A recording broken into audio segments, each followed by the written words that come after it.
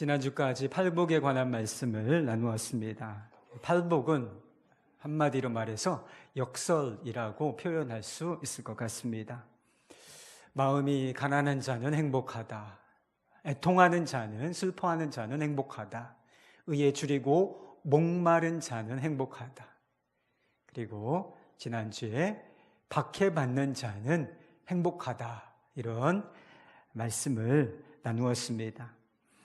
세상에서는 다 불행이라고 말할 만한 것들을 우리 예수님께서는 행복, 복이라고 말씀하고 계신 것이죠. 오늘 본문 말씀에서도 똑같은 역설 하나를 만나게 되는데 그 역설이 무엇인가? 우리가 약할 때 강하게 된다는 역설입니다. 모든 사람에게 약함이 있어요.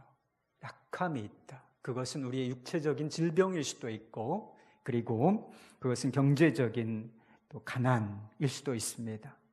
그것은 우리가 변변치 않게 생각하는 학벌이나 직업일 수도 있고, 그리고 사회적인 지위일 수도 있겠습니다. 그리고 그것은 우리가 인생에서 경험하게 되는 어려움, 고난일 수도 있습니다. 여러분들은 이것이 내게 강함이 된다, 이것이 내게 강함이다, 이런 생각을 해본 적이 있으십니까? 여러분, 우리는 어떤 사회 속에서 살고 있는가? 약육강식, 적자생존의 논리가 지배하는 사회 속에서 살고 있습니다. 그러니까 강한 것이 살아남는다라고 하는 그런 논리가 지배하는 사회 속에서 살고 있다는 것이죠. 이런 세상 속에서 약함은 결코 미덕이 아닙니다. 약함이라고 하는 것은 우리의 삶 속에서 우리 가운데에서 제거되어야 할 그 무엇이라고 하는 것이죠. 여러분, 어려서부터 그런 이야기 많이 들으셨죠. 공부 잘해야 된다. 좋은 대학 가야 된다. 그리고 좋은 직장 들어가야 된다. 그리고 성공해야 한다. 그리고 부자 돼야 된다. 이거는 우리가 일평생 듣고 살아온 이야기예요. 한번 이 이야기를 한번 생각해 보십시오. 여기에 약함이라고 하는 것이 포함되어 있나요? 요즘 말로 1도 없습니다. 전혀 없다는 것이죠. 강자가 되라는 것이지 약자가 되라는 내용은 전혀 없습니다. 사람들은 자신의 약함을 드러내는 것을 기뻐하지 않습니다. 기뻐하지 않는 정도가 아니라 사실은 수치스럽게, 부끄럽게 여기지요. 실제로 누구에게나 약한 구석이 있지만 그것을 감추고 드러내지 않는다라고 하는 것입니다. 속으로는 너무 아프고 상처가 나고 피를 흘리고 있는데 얼굴로는 자신감에 차 있다. 막 이렇게 웃고 사는 그런 웃지 못할 상황 가운데 우리가 살고 있어요.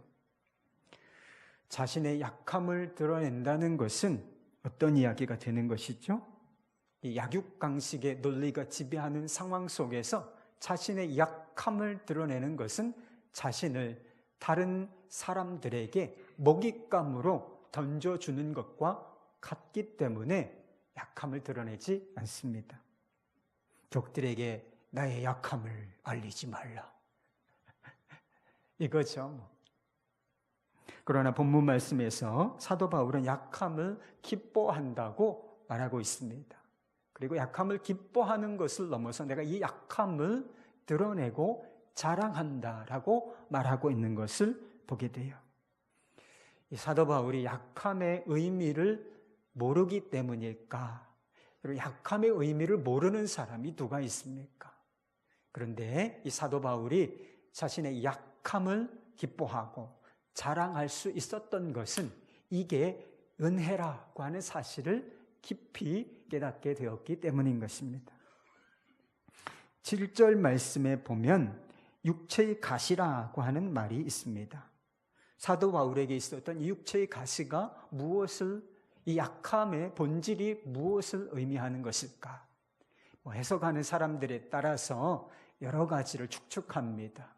사도 바울을 박해하는 어떤 사람들이었을 것이다 라고 하는 이야기도 있고요. 그리고 육체에 있는 어떤 질병을 의미하는 것이다, 이렇게 주장하는 사람들도 있습니다.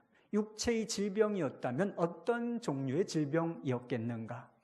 간질이었을 것이다. 간질, 또는 눈이 좋지 않은 안질이 있었을 것이다, 이렇게 추측하기도 합니다.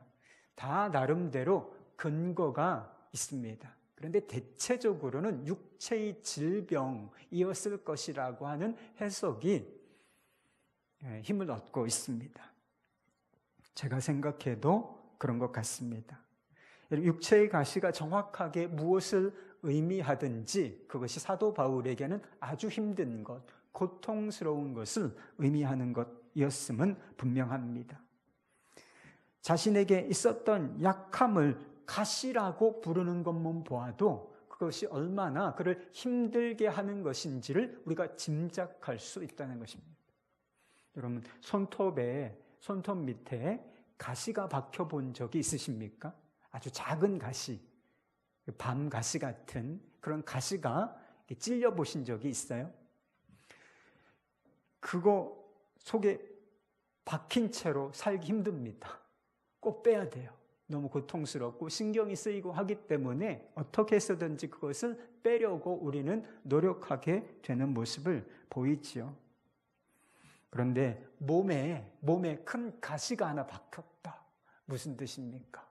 너무 고통스럽고 너무 힘든 것이었다라고 하는 것을 말해주는 것이 아니고 무엇이겠습니까? 신약 성경을 보면 사도 바울을 통해서 놀라운 치유의 기적이, 사도 바울이 행한 것은 아니지만 사도 바울을 통해서 치유의 기적이 많이 일어나는 것을 보게 돼요. 그러니까 바울이 안수할 때에 각색 병든 사람이 그 육체적인 질병에서 노임을 받고 깨끗하게 되는 역사가 일어난다는 것이죠. 심지어는 죽은 사람이 다시 살아나기까지 하는 일이 일어납니다. 그래서 바울의 손수건이나 앞치마를 병든 자에게 얹고 예수의 이름으로 기도하면 낫는 역사가 있었다라고 하는 기록이 성경에 나옵니다. 그런데 정작 자신은 육체의 질병 때문에 고통을 겪어야만 하는 이 상황, 자기가 기도하면 다 나아요. 사람들이 귀신이 떠나가고 그 질병에서 깨끗함을 받습니다. 그런데 자신은 그 고통스러운 육체의 질병을 안고 있어야 했던 이 사도 바울의 심정, 그럼 아이러니한 상황이라고 할 수 있지 않겠습니까? 여러분, 우리가 고통스러운 일을 만났을 때 크리스찬들이 할 수 있는 일이 무엇이겠습니까? 그래서 하나님께 기도하는 일이죠. 그래서 사도 바울이 하나님께 간절히 기도했다고 했습니다. 3번. 첫 번째, 두 번째 기도하였을 때 하나님께서 응답하지 않으셨습니다.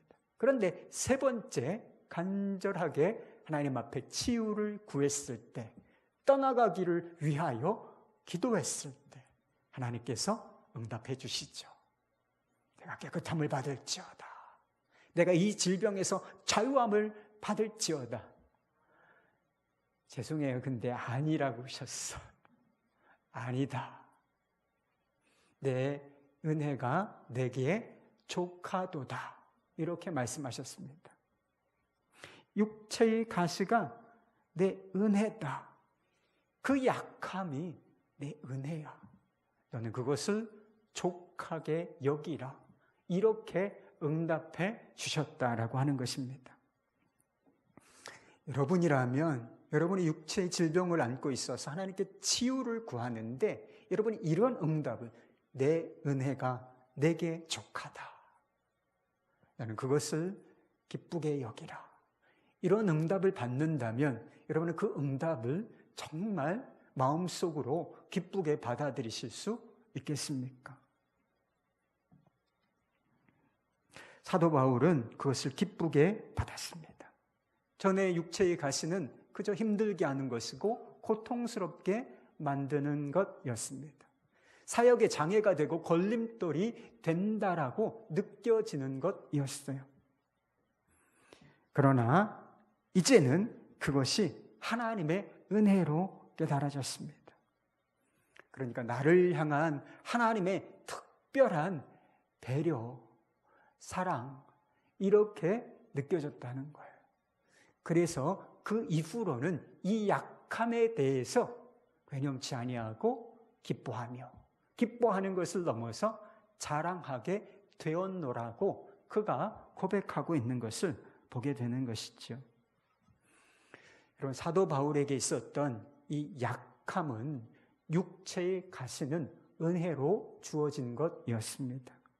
여러분, 그렇다면 우리에게 주어진 이 약함은 어찌 하나님의 은혜가 아니라고 말할 수 있겠습니까? 여러분, 내게 좋은 것들 있으시지요? 여러분들이 긍정적으로 평가하는 것들이 있으실 겁니다. 여러분, 그것이 하나님의 은혜라고 여겨지십니까? 그렇다면 그 반대편에 있는 것과 같은 약함, 우리에게 문제, 그것도 하나님의 은혜로 우리에게 주어진 것일 수 있다고 말씀하고 있는 것이지요.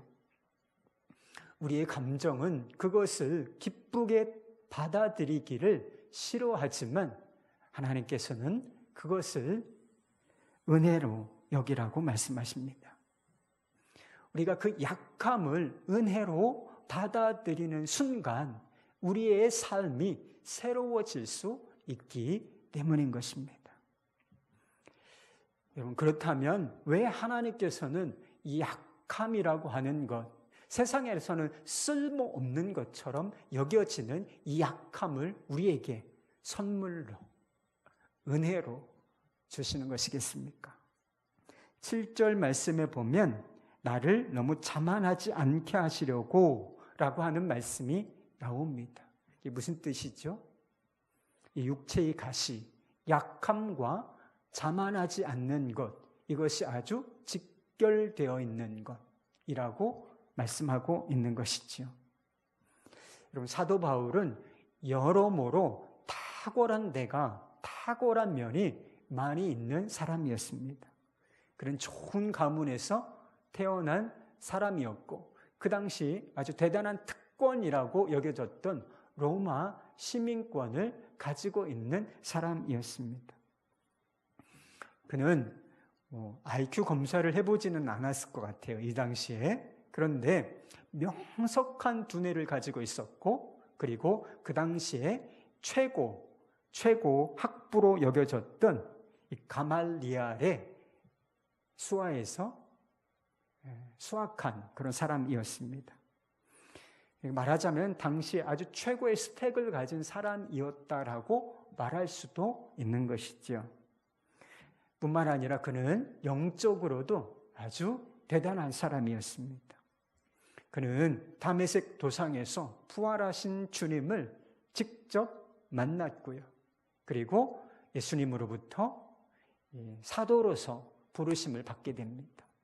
이방인을 위한 사도가 되라고 하는 부르심을 받게 되지요.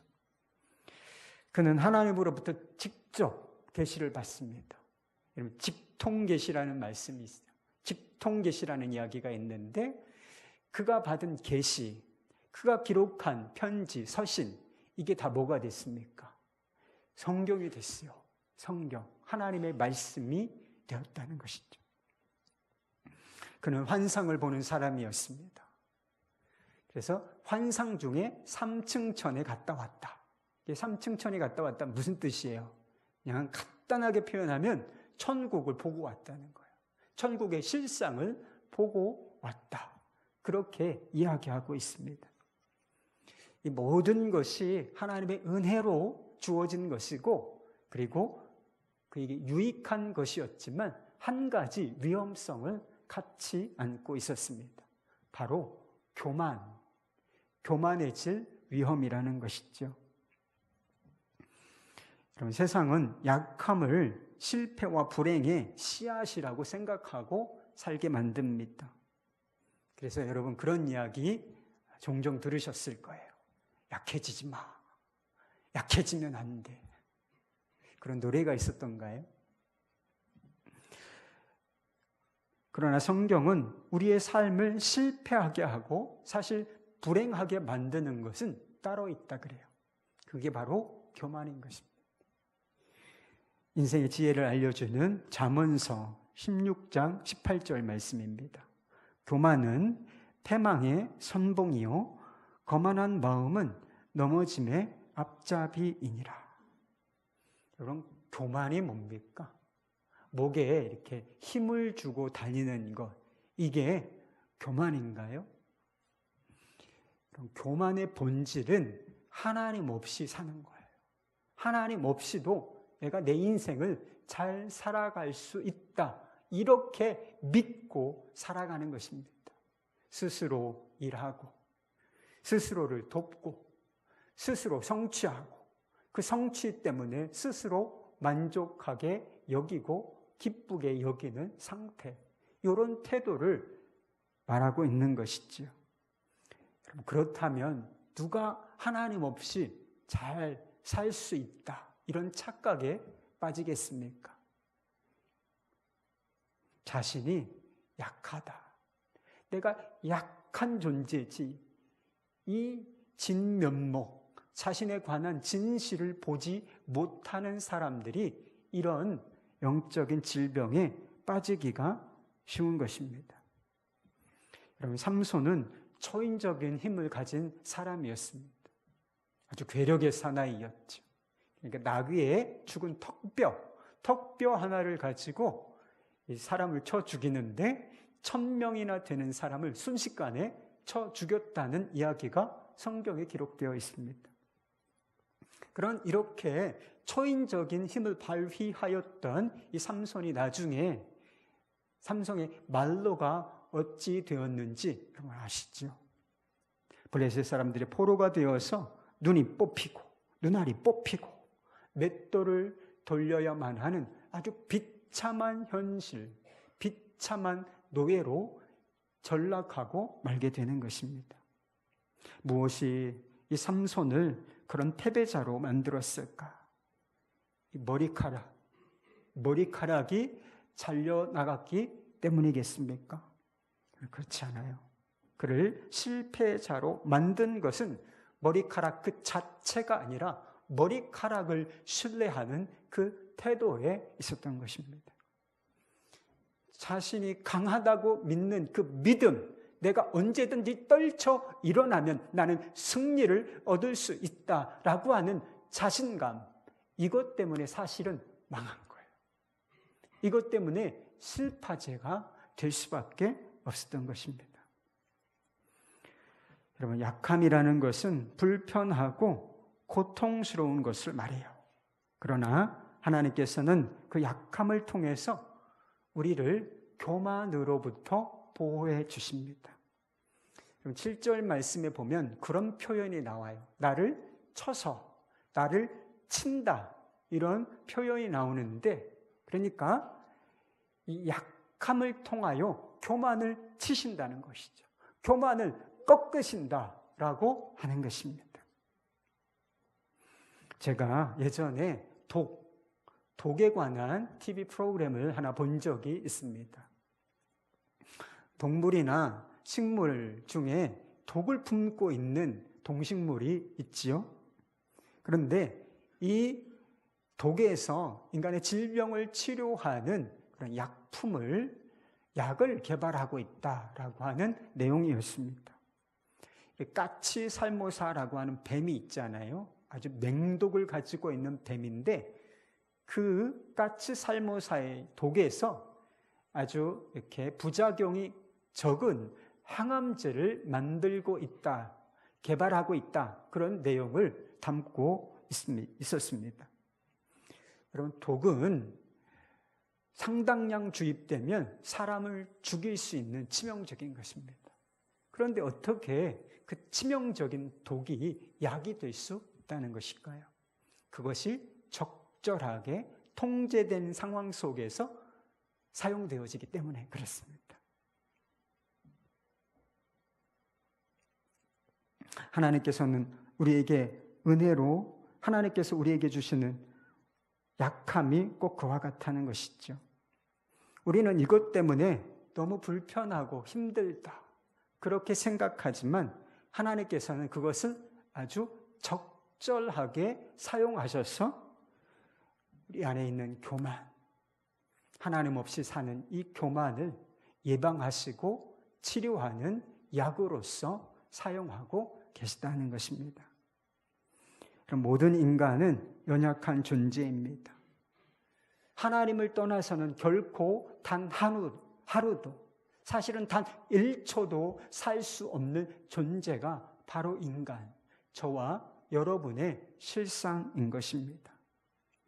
그런데 왜 사람들이 하나님을 의지하지 않고 그렇게 세상을 살아가고 있는 것입니까? 자신이 약한 존재다, 강함만 추구했지 자신이 약한 존재다라고 하는 것을 깊이 통렬하게 깨닫고 살지 못하기 때문인 것입니다. 여러분, 예수님께서 이 땅에 오신 이유를 한번 생각해 보십시오. 왜 이 땅에 예수님께서 오셔야만 했는가? 우리가 온전히 강하고 온전한 완전한 존재였다면 예수님께서 이 땅에 오실 필요가 없으셨을 것입니다. 그런데 예수님께서 우리를 위하여 사시고 우리를 위하여 죽으시고 우리를 위하여 부활하신 까닭은, 여러분, 그와 같은 일이 일어나지 아니하면 우리가 우리 안에 있는 죄, 우리의 연약함이 회복될 수 없는 그런 존재이기 때문에 예수님께서 이 땅에 오신 것입니다. 자신이 연약한 존재다라고 하는 사실을 깨닫기 전까지는 하나님을 의지할 수 없습니다. 이 교만이 부서지고 내가 정말 약한 존재구나, 그냥 훅 하고 불면 날아가 버리는 먼지와도 같은 존재이구나 라고 하는 이 실상을 정말 뼈저리게 깨닫지 못하면 하나님께 의지하는 단계로 결코 나아갈 수 없다라고 하는 것입니다. 그런데 우리 자신이 약하다라고 하는 진실을 알려주는 게 있어요. 그게 뭡니까? 우리 안에 있는 약함인 것입니다. 우리의 삶에 찾아오는 고난인 거예요. 그것을 통해서 내가 약한 사람이구나, 약한 존재이구나 라고 하는 것을 우리가 깨달을 수 있게 되는 것이죠. 하나님이 은혜로 주시는 약함은 교만을 쳐서 우리로 하여금 겸손하라고 하는 신호를 보냅니다. 자신에 대한 신뢰를 부인하고 하나님을 의지하고 하나님을 신뢰하는 삶으로 나아가라라고 우리에게 신호를 보낸다는 거예요. 내 삶에 나에게 왜 이렇게 약한 구석이 많은 것입니까?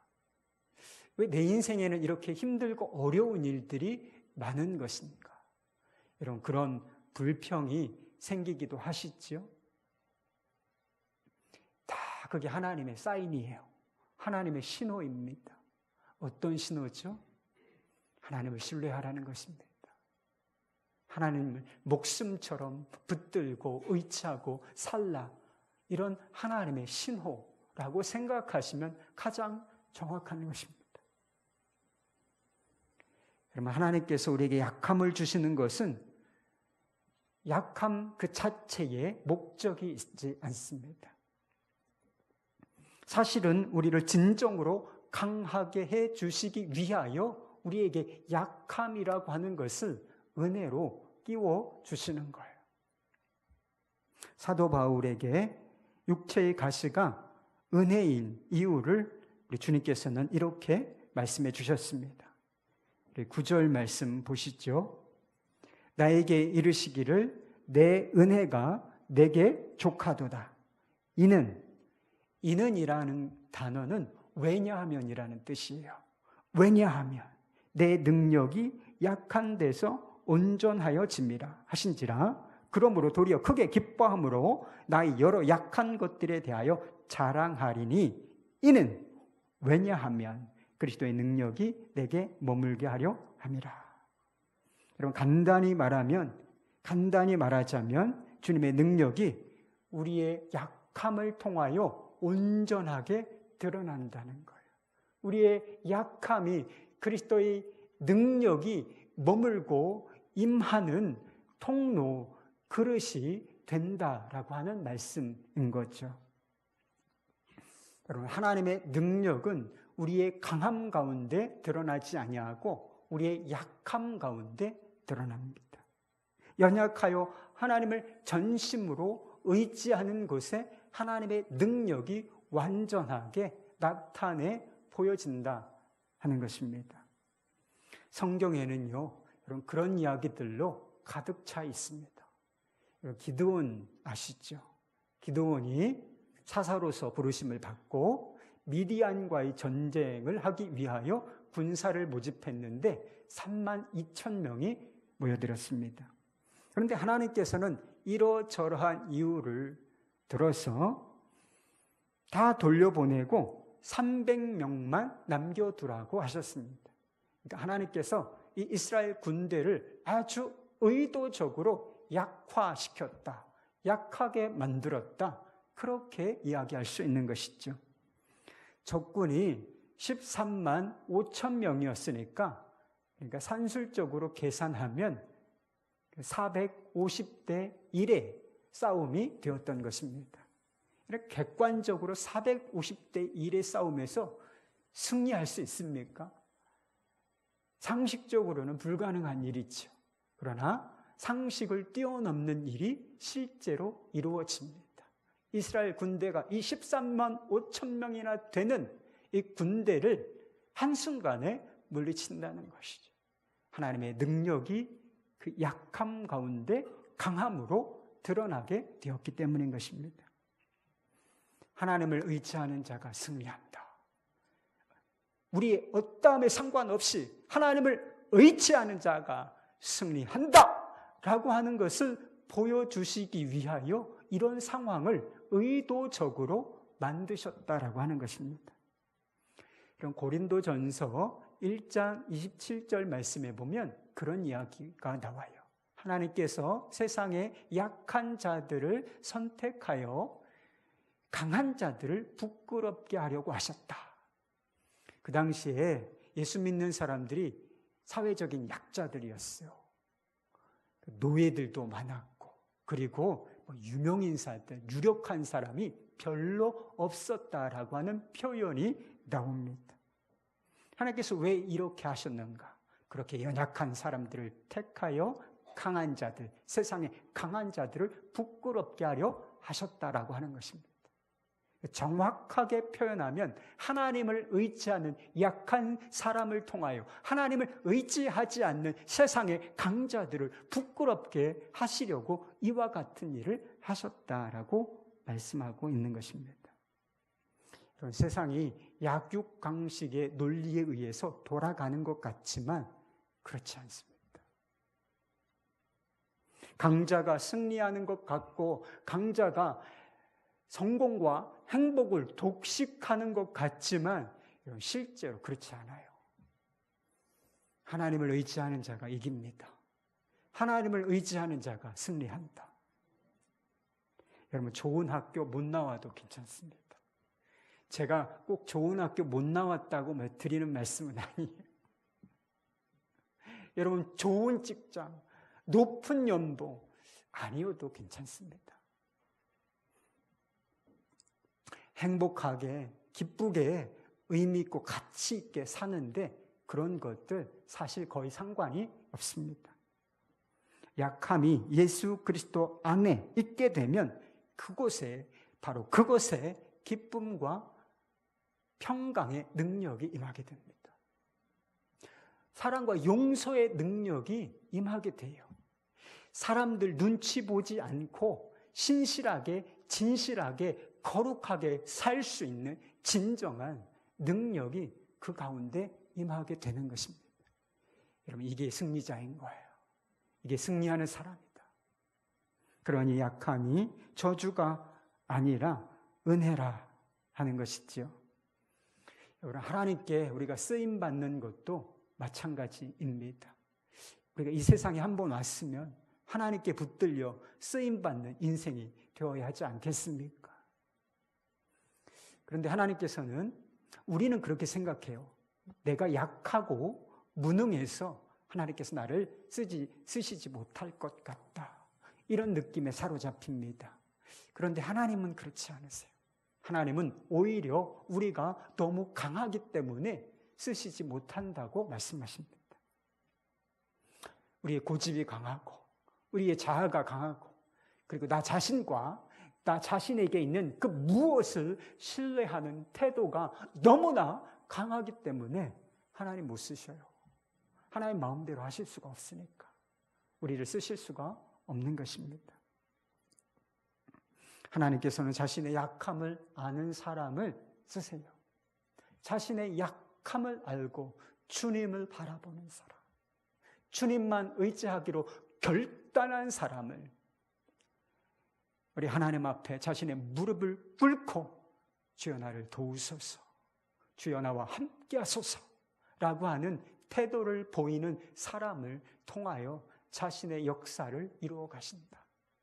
역시 성경이 말하는 진리인 것입니다.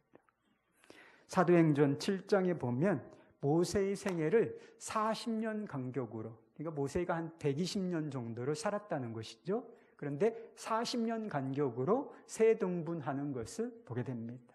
그러니까 40년, 첫 번째 40년은 애굽의 이집트 왕자로서의 40년이고, 그 다음에는 미디안에서 양떼를 치는 목동으로서의 40년이고, 마지막 40년은 뭐예요? 출애굽을 이끈 지도자로서의 40년. 이렇게 3등분 된다라고 하는 것이죠. 그런데 하나님께서 이 모세가 애굽의 왕자였을 때 그를 부르지 않으셨어요. 여러분, 애굽의 왕자였을 때 누가 보아도 그는 강한 자였고 능력 있는 사람처럼 보였습니다. 그러나 하나님께서는 그때 이 모세를 부르지 않으셨다는 거예요. 도리어 이 모세를 어떤 사건을 계기를 통해서 광야로 이끄셨습니다. 그러니까 의도적으로 가난하게 만드시고 그를 약하게 만드셨다라고 이야기할 수 있는 것이죠. 애굽의 왕자가 한순간에 냄새나는 양을 치는 목동이 된 것입니다. 이런 목동이 뭘 제대로 할 수 있었겠어요? 40년 동안 그런 세월을 보내야만 했다라고 하는 것이죠. 그러나 이 광야는 아무 일도 일어나지 않는 장소는 아니었습니다. 하나님께서 일하시는 장소였고, 이 모세의 믿음이 새로워지는 장소였습니다. 아무것도 할 수 없다. 내가 이렇게 약한 존재다라고 하는 것을 깨닫기 시작하면서 주님을 바라보는 눈이 열렸어요. 거기서 주님을 의지하는 방법을 배워가기 시작했습니다. 내가 아무것도 아니기 때문에 주님께서 나의 전부가 되신다라고 하는 것을 훈련받는 현장, 이것이 광야였던 것입니다. 그렇게 그 하나님을 의지하는 방법을 배우고 훈련받은 이후에 40년 동안 하나님의 손에 붙들려 이 오합지졸과 같은 이스라엘 백성들의 출애굽을 이끄는 지도자로서의 사명을 그가 감당할 수 있었던 것이죠. 제가 이효진 자매라고 하는 분의 간증을 들은 적이 있습니다. 이 자매가 18개월 아주 어렸을 때 아궁이에서 끓고 있는 주전자가 이렇게 엎드러져서 3도 화상을 입었다 그래요. 화상으로 심한 흉터가 생겼는데 그것도 얼굴에 생기고 말았습니다. 얼굴의 흉터 때문에 성장 과정 속에서 얼마나 많은 상처들을 받았겠습니까? 동료 친구들, 또래의 친구들이 놀려대서 상처를 받고, 그리고 선생님들이 툭툭 던지는 그런 말이 너무나 비수같이 가슴에 꽂혔습니다. 그리고 심지어는 자신의 흉터, 이 얼굴을 치유해주는 의사들로부터도 큰 상처를 받았다고 했습니다. 그 상처가 상처의 골짜기가 얼마나 깊은 것이었느냐. 자살을 시도하기까지도 했다라고 하는 것입니다. 자매가 상처에 반응하는 방법은 공부였어요. 내가 공부로 이 열등감을 극복해야 되겠다라고 하는 생각을 가지고 정말 독하게 공부했다 그래요. 교과서를 다 암기할 정도로 그렇게 무섭게 공부를 한 적이 있었습니다. 그리고 공부와 더불어서 이 자매에게 탈출구가 되었던 것이 있으니 그것이 드라마였어요. 그래서 인터넷에서 드라마 파일로 다운받아가지고 밖에 꼼짝도 아니하고 하루 종일 그 드라마를 돌려보고 또 보고 또 보고 하는 이런 삶이 반복되다 보니까 드라마 중독에 빠지고 말았습니다. 그런 상처 속에서도 자매의 삶을 지탱해 주는 것이 있었는데 이 자매를 사랑하는 어머니였습니다. 어머니 따뜻한 배려와 관심과 돌봄 속에서 이렇게 살아갈 수 있는 힘을, 숨 쉴 수 있는 공간을 얻었어요. 그런데 그 엄마마저 갑작스럽게 교통사고로 세상을 떠나고 맙니다. 세상에 아무도 없다. 딸을 도와주는 이가 아무도 없다. 그런 느낌이 들었다 그랬어요. 그런데 엄마가 다니던 교회 사모님으로부터 엄마의 마지막 기도 제목에 대해서 듣게 됩니다. 우리 딸이 이효진이가 하나님을 만나는 것, 이것이 제 기도 제목입니다. 이런 이야기를 듣게 되었습니다. 그때부터 이 신앙생활에 대한, 그전에도 교회를 다닌 적은 있지만 이때부터 신앙생활에 대한 태도가 완전히 달라지기 시작했습니다. 그러던 중에 자매가 하나님을 깊이 만나는 경험을 하게 되는데 치유 집회에 참여했다가 강단 앞에 쓰러져서 30분을 대성통곡하는 일이 일어나게 됩니다. 그리고 그 가운데 하나님의 음성을 듣게 돼요. 그 음성은 이렇습니다. 효진아, 내가 너를 사랑한다. 마음을 강하게 하고 담대히 하라. 내가 세상 끝날까지 너와 함께 하겠다. 자매의 마음에 하나님의 은혜로 가득 차게 되니까 마음이 달라졌어요. 그동안은 세상이 나에게 상처를 줄 뿐이다. 세상은 너무나 고통스러운 곳으로, 어두운 곳으로 여겨지기만 했습니다. 그러나 그 시점부터 세상을 바라보는 태도가 바뀌었다는 거예요. 세상은 아름답다. 세상은 살만한 가치가 있다라고 느껴지기 시작했습니다. 하나님의 사랑을 알고 하나님을 사랑하게 되니까 세상에 있는 것들에 대한 집착, 그동안 자신을 중독 증상으로 묶어놓았던 것들이 끊어지기 시작했어요. 이런 폭식이라든지 드라마 중독이라든지 그리고 우울증이라든 것이, 이런 것들이 끊어졌습니다. 마음의 상처가 치유되고 자존감이 회복되기 시작했습니다. 얼굴에 난 흉터는 사라지지 않았어요. 그대로였습니다. 그러나 마음에 난 상처, 마음에 난 흉터는 사라졌습니다. 자존감이 회복되니까 자기에게 상처를 주었던, 너무나 미웠던 그 친구들, 선생님들, 그리고 의사까지 용서할 수 있는 힘을 얻게 되었습니다. 어느 날인가 하나님께서 자매에게 그런 감동을 주셨다 그래요. 이제부터 너의 약함을 자랑하라. 내가 너의 약함을 사용할 것이다. 생각해 보니까 자신에게 있는 약함,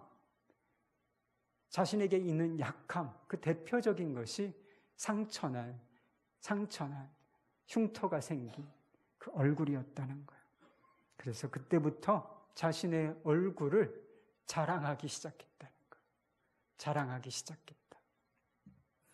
이효진 자매가 지금 한 회사에 CEO예요. 건축회사의 대표로 활동하고 있고 또 그리고 방송과 집회를 통해서 하나님의 사랑을 전하는 그런 삶을 살고 있습니다. 하나님의 약속대로 자매의 약함이 사용되고 있는 것이죠. 그럼 많은 사람들이 약함 또는 가난 이것을 부끄러운 것이다 라고 생각하는 것 같습니다. 저는 어렸을 때 누추한 집이 싫어서 친구들을 집으로 데려오지 못했던 적이 있습니다. 여러분, 그러나 예수님께서는 누추한 세상에 그리고 누추하고 더러운 우리의 마음속에 오셨습니다. 예수님이 우리 마음속에 오신 건 괜찮습니까? 정말 뭐가 누추한 것입니까? 정말 부끄러운 게 뭐죠?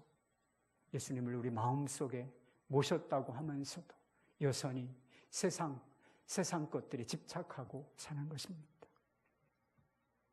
세상의 누추한 자랑거리들을 따라 살면서 상처받고 열등감에 사로잡혀서 기 한번 펴보지 못하는 것, 여러분 이게 정말 부끄러운 거예요. 그리스도인답게 세상에 나가서 당당하게 담대하게 한번 살아내보지를 못하는 것, 여러분 이게 진짜 부끄러운 것입니다. 여러분, 예수 믿는 사람들에게 약함은 결코 저주가 아니에요. 하나님께서 우리의 삶에 역사하실 수 있는 공간입니다. 하나님의 은혜, 하나님의 능력, 하나님의 축복을 담아낼 수 있는 그러신 것을 여러분 믿으실 수 있기를 바랍니다. 약함을 은혜로 받아들이시기를 바랍니다. 그동안 숨겨놓고 꽁꽁 숨겨놓고 너무 아픈데 아무에게도 보여주고 싶지 않았던 그거 한번 드러내 보세요. 주님 앞에서 그리고 사람들 앞에서 지금 제가 이렇게 약합니다. 내가 이렇게 약해. 내 약함을 자랑하라. 이런 믿음으로 한번 서보시기를 바랍니다. 그러면 하나님께서 분명히 약속하신 대로 그 약함을 통하여 자신의 능력과 영광을 보여주실 줄로 믿습니다. 이게 아무 문제가 안 되는 거구나. 오히려 하나님의 축복과 능력을 내가 받는 통로가 되는구나. 실제로 여러분에게 경험되게 될 줄로 믿습니다. 그런 은혜를 누리시는 저와 여러분 되기를 축복합니다.